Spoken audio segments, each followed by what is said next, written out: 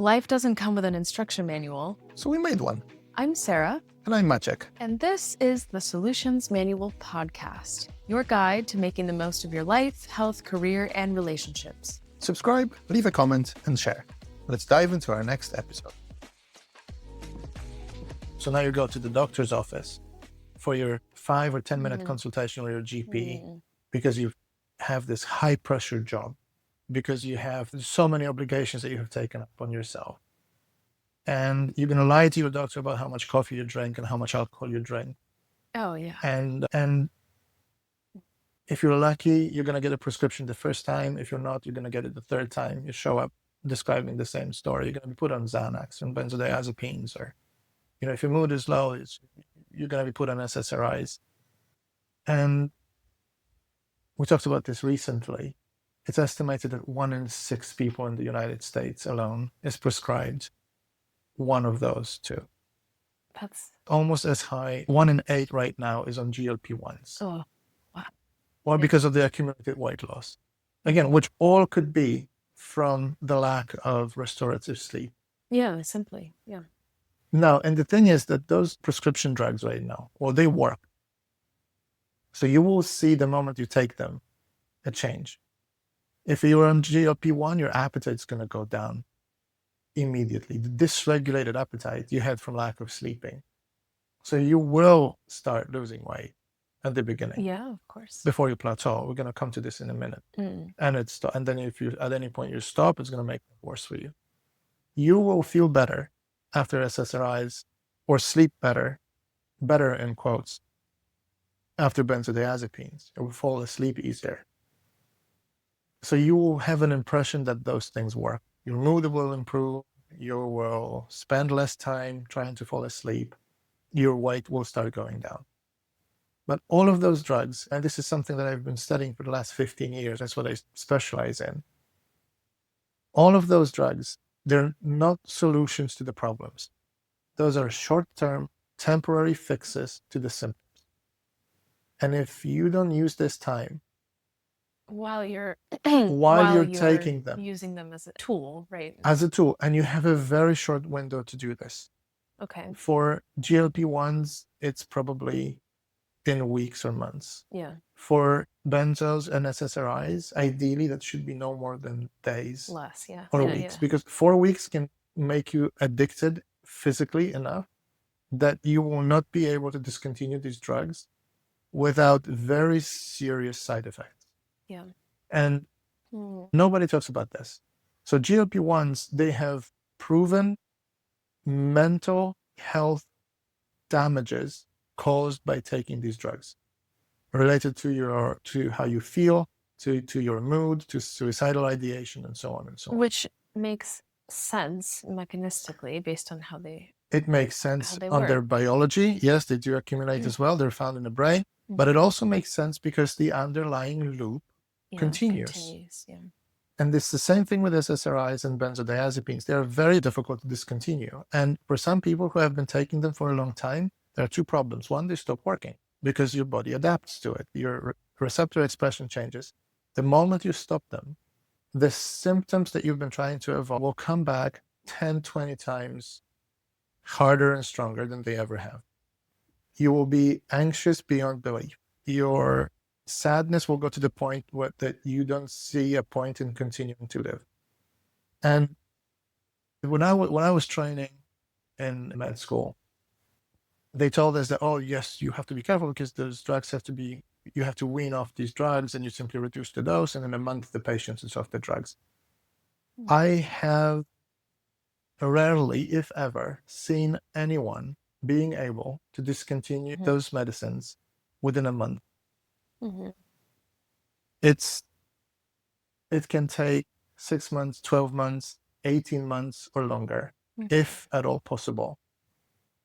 And that's just assuming that there will be no long-term side effects. Their rebound effects are terrible. We're ignoring here the fact that in some people, weaning off these drugs can cause damage to the brain. Yeah. And there are other effects that are also described in the leaflets of those drugs. For example, the changes in the bone density in your spine. So imagine that you're an older person. The bone density is one of the things that you want to preserve at all costs, because that's the difference between you being able to survive a fall or not.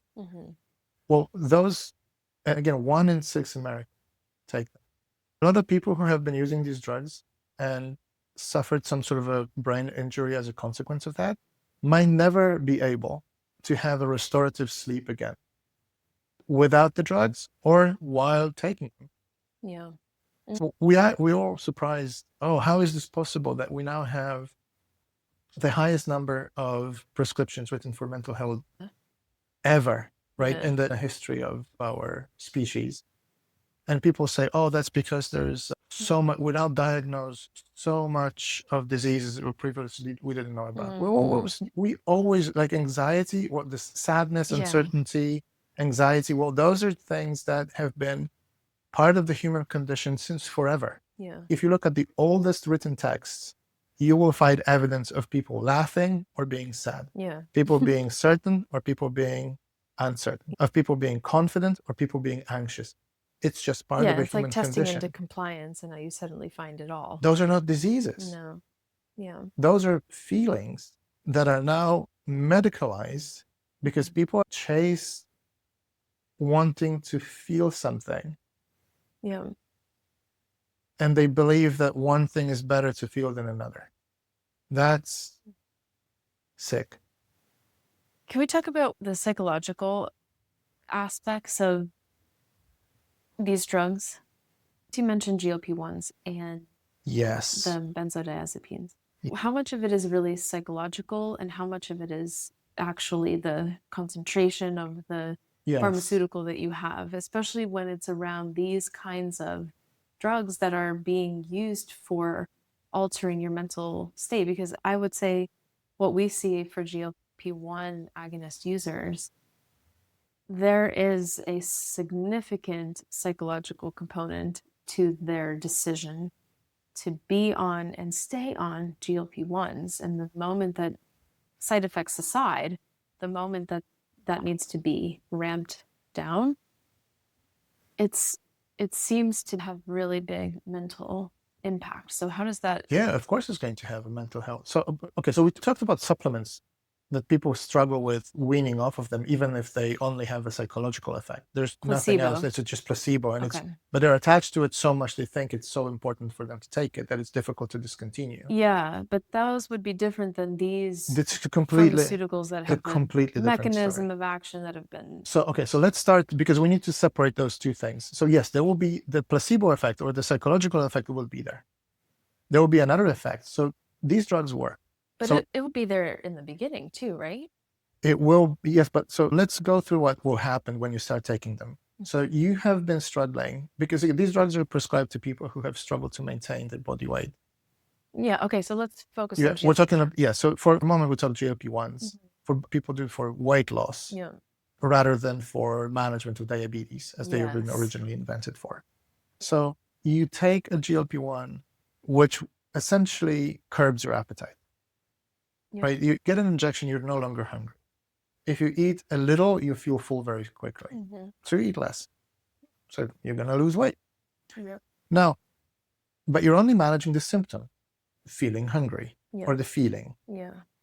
So you're going to get results very fast because something is being managed that you have struggled to manage for a very long time. You haven't broken any of your loop, of your behavior, of your sleep, of your patterns. But even before that, if you go to you schedule an appointment with your doctor, your goal is to get a prescription for GLP-1. Well, you're already obese. Yes. But even just knowing that that is now available in the next step, is that of course enough to kind of put you on that? Yes, you've been waiting for it. You've been waiting for it, and you have probably tried hundreds of times and didn't succeed many, many times before in losing your weight. So now you're getting this drug. You have a fantastic and quick result. But what is happening when we talked about this, those drugs, they work, they change your biology.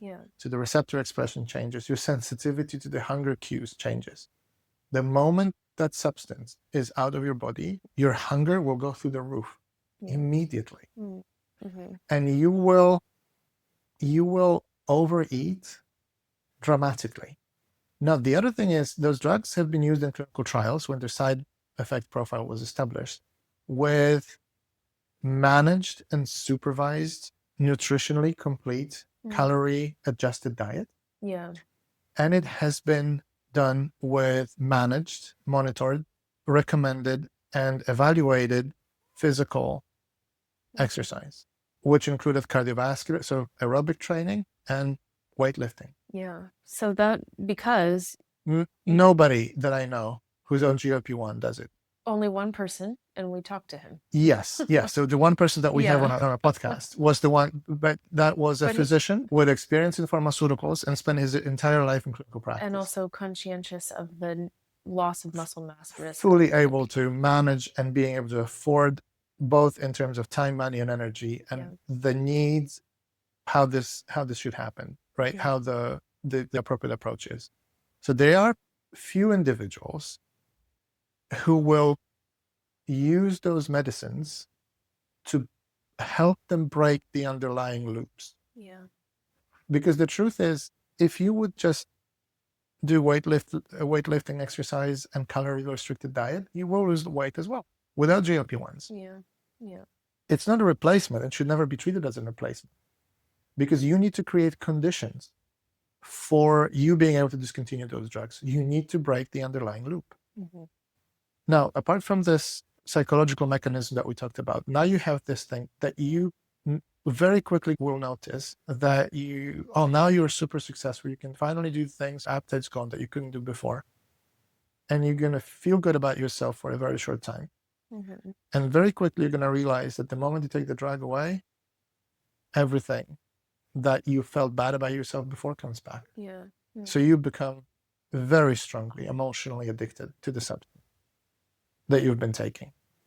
And it would be great if it wasn't for the fact that, one, your weight loss will plateau at some point. You're likely going to get a lot of it back anyway, just later in time. And what comes on top of this is, unfortunately, the long-term side effects of taking those drugs. Now, it's a very different thing if you're 70 and you're a diabetic and you take those medicines to manage your condition. It's a very different thing if you're a 30-year-old person who simply has poor lifestyle habits and you try to manage your symptom. Because GLP-1s, we talked about this just a few minutes ago, they make changes to your brain as well, not just your gut. So one of the things that have been later added to the marketing authorizations for those drugs, and I think it was as late as 2024, was a strong link between suicidal ideation and self-harm related to using GLP-1s. People don't want to think about this, and this came from large trials done on the diabetes and obesity. And those reports are now available, and the safety records of companies who manufacture them. That warning has been now added to the drugs leaflet, right, to the information for prescribers. Another one, which came from at least 2 big randomized trials, is depression, which is triggered by using GLP-1s. What's going to happen when you're suddenly going to get the symptoms of depression? You're going to go to the doctor and prescribe an SSRI.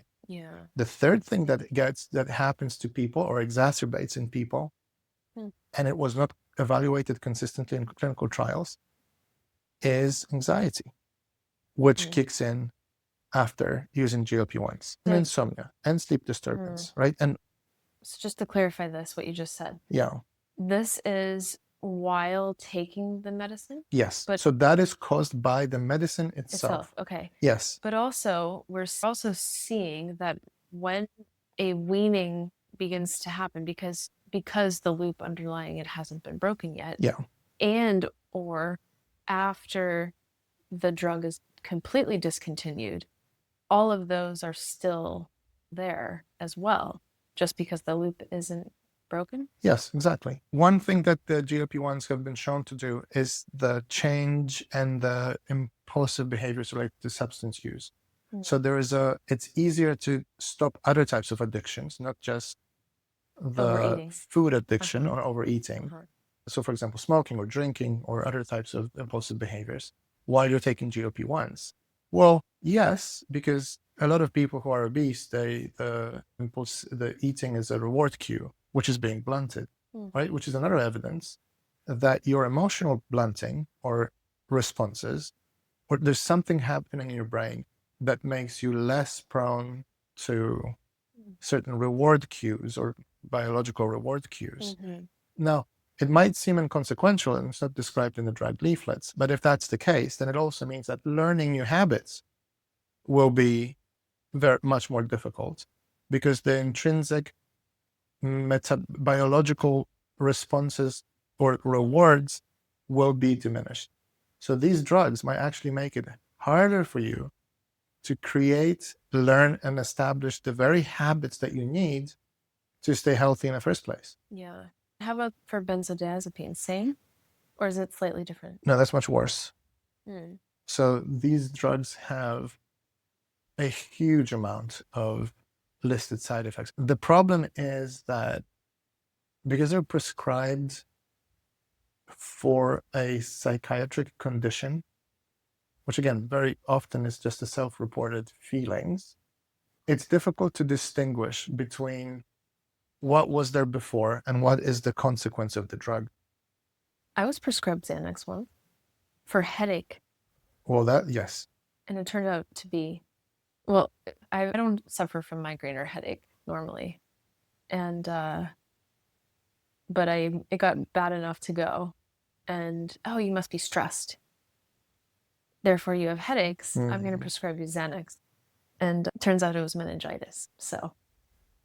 Well, this is a spectacular example of mismanagement of potentially life-threatening inflammation of your brain with, yeah, that's absurd. But if you think about this, but it's also not uncommon. But I wouldn't have even had to go with that level of headache to be prescribed Xanax. But imagine someone goes in there and goes, I'm planning my wedding. I'm feeling a little bit overwhelmed. And the doctor says, oh, yeah, I can understand that. And they go, here you go. Take this for 2 months. And if it gets worse, come back to me, not go figure out why you're 2 months, you're very likely to have changes in your brain that will make it very hard to function without them. Yeah, see? That's scary. So back to the question about when people are planning a planned wean off of medicines that affect your brain in this way. How do you balance between spending the time on changing those basic lifestyle things to really take advantage of the medication that you're on versus the psychological or placebo effects that you're experiencing? How do you balance this and where do you start? So the first thing is the psychological component that would be for present for placebo is also present for the drugs that we just talked about. But there are a lot of things happening on top of that. Okay. The first most important thing is those drugs, they change the biology of your brain. So your expectation that you will go back to the state that you were in before taking the drugs or better, it's very unlikely to be even possible. That's one. The second thing is, if you've taken the drugs to reduce your symptoms, at the beginning, let's say they made you far less anxious for a moment. But then because the loop hasn't been broken, the resilience hasn't been built, the problems were not addressed, they're probably not working as good as they did. But what is happening, you're kind of back almost at your baseline. You're just blunted. But the moment you start reducing the dose, you will experience a severe rebound. Your anxiety is going to go through the roof because your brain is very sensitive to things you are not getting in a way that they're blunted. So this will make your symptoms very bad. Now, the UK NICE guidelines, I think, if I remember correctly, they say that when you're coming off, you should aim for a 10% reduction in a dose every 1 or 2 weeks, which implies that over 2 months, you should be drug-free. It's not going to happen. Because No, because for most people, if people try to do it at that rate, the moment they reduce the dose even by 10%, the rebound of their symptoms will be so severe that they will either struggle or go back to taking the full dose again. It is really difficult to do right. And here's a warning as well. If you stop them suddenly, you can die or suffer permanent brain damage. It's not something that you can take lightly. Cold turkey, you can't do that. Yeah. Just no. Well, probably people taking these wouldn't No, anyway, it causes severe withdrawals to the point when you get seizures, you get for SSRIs, you can. It's very easy just to take your own life the moment you stop that. You cannot stop taking them. And how long do you have had to be taking them to make weaning that difficult? For most people, it would be difficult after a month or two. For most people. There are some people who you can probably take them for longer. There's some people who probably could take them for less. And how about for GLP-1s? Do we know yet? So for GLP-1s, of course, because they address your appetite, you can stop them immediately. What will happen, you're going to have just massive return of the hunger, very rapid weight regain. Yeah, but what about mental?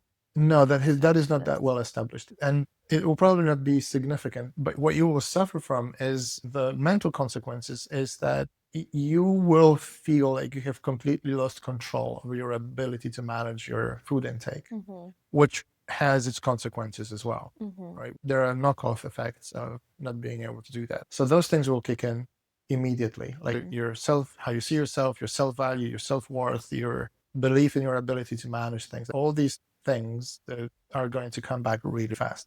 When we talk about changing the brain, because things you eat change. Everything changes your brain. Everything changes your brain. But when we talk about medicines or pharmaceuticals that directly act on receptors in the brain, can you put this in the context of brain development? When we think about the performance of your brain, that peaks in your 20s typically, right? And then your cognitive performance potential. Okay. Yes. And then aging and everything else, it starts to decline. And then we talked about how you can slow the rate with the things that you can do. Yes. How you eat, move, all of those lifestyle things as well. But based on what we know about cognitive performance, brain development, and then natural healthy aging, with the 1 in 6 taking psychiatric medicines. 1 in 8 people. 1 in 8 for GLP-1s. On GLP-1s and 1 in 6 on SSRI and benzos, or both. And with the surge of diagnoses in people of all ages, are you concerned about how this is affecting people around that peak 25 age? We know how it's affecting already. Yeah. Now we have the first generations in recorded human history who are now measured to be less healthy, less fit, have shorter life expectancy, and be less intelligent than their parents and grandparents. Yeah. That has never, we have 2 generations like this right now. It has never happened before in recorded human history. Yeah. That people are sicker, dumber, and likely to die earlier than generations before. And that's at the time of peace. Yeah, right. But that's independent of these prescriptions as confounders. Is that contributing to these data that show these statistics likely? Or it's probably going to get much worse over time as well. Because the number of psychiatric prescriptions in the last 2 decades went through the roof. I think we prescribe more weekly now and diagnose more mental health conditions weekly than we did per year after World War II. Wow. It's a huge amount. And so, but let's go back to this. You said you peak cognitive. By the way, physical as well. Yeah. So people peak in a way cognitively, but there's components of something that we call fluid intelligence, which are components of your cognitive performance. So This is defined as your ability to solve problems or detect patterns and think or reason in an abstract way, your ability to manipulate information, and so on. Provided that you've exercised your brain muscle, it will likely be you peak in your fluid intelligence roughly between the ages of 20 and 30. So let's say 25, somewhere in that midpoint. And it's similar for males and females. And because that's the time where your frontal lobes and networks develop, and your working memory, your reasoning, the speed of information processing will be absolutely the highest. There's a reason why a lot of great discoveries or concepts are made by relatively young people as well, but not all of them, because there's a second component to the way that humans move through the world, which is sometimes called the crystallized intelligence,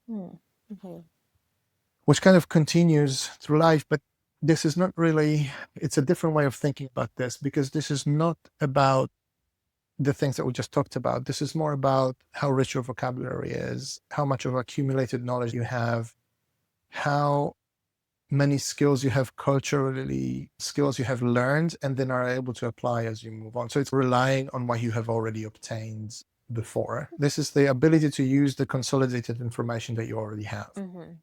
So you see that there's a difference, right? This is more about using it. And people differ in the levels of that as well.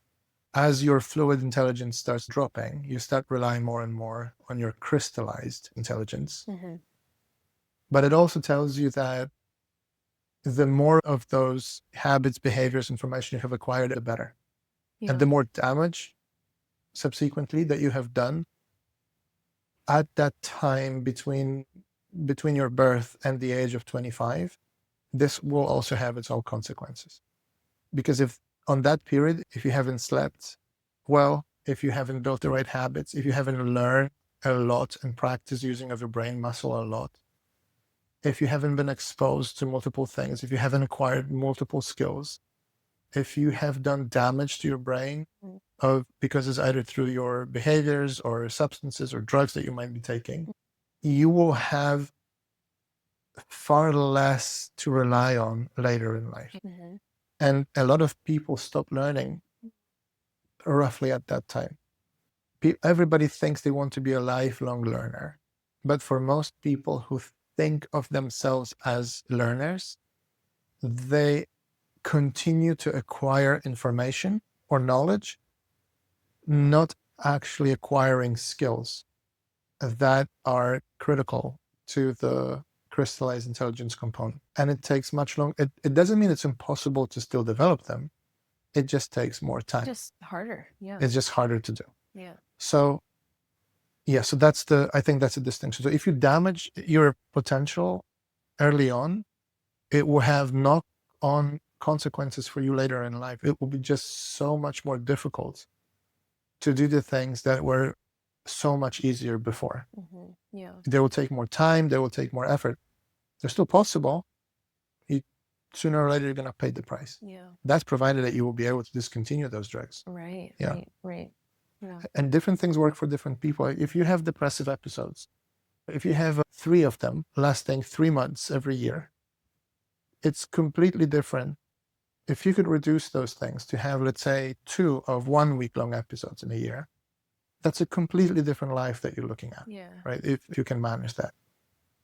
And you can achieve this state without pharmaceutical drugs in the vast majority of cases. There is a reason why for mild and moderate depression, walking is more effective than pharmaceuticals. Yeah. Right. Why is that? Out in nature, move your body, oxygen. Oh, exactly. Reduced cortisol.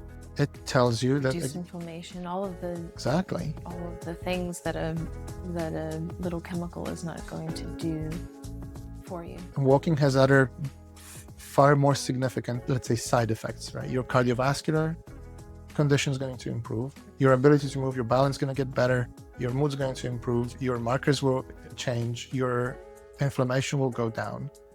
Your rumination, thoughts, and anxiety will reduce. Yeah. Well, the side effects, you can twist your ankle, right? That's the worst that can happen. it's completely different to trying to manage the same symptoms with pharmaceuticals with similar or worse efficacy, right? The drugs for mild moderate depression will be less effective than walking for vast majority of the people, with far more lifelong side effects. It's difficult to understand why would anyone do this. What's supposed to be a 5-minute conversation. Yeah, maybe you can cut bits out of it. Nobody wants to listen to this shit. Sure. Thank you for watching or listening to this episode of the Solutions Manual podcast. Please subscribe, like, leave a comment, or share with your favorite brain.